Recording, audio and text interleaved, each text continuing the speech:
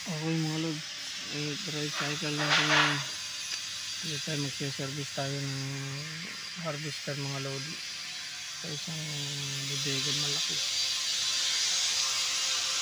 Bali yung ano natin mga lods, sell natin yung Yanmar na yun, yung harvester siya.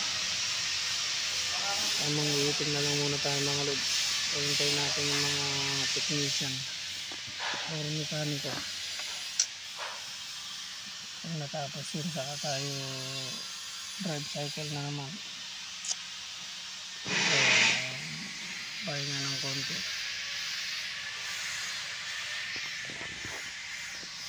Luwang ng bodega nila dito mga lods.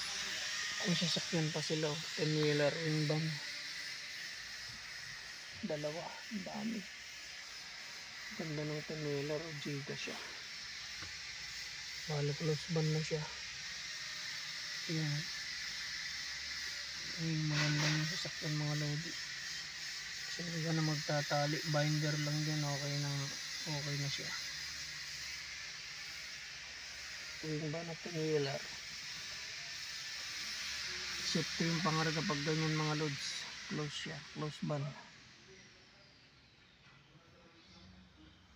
Waiting lang tayo ng konti. Thank you for watching. Until next time. Maraming salamat.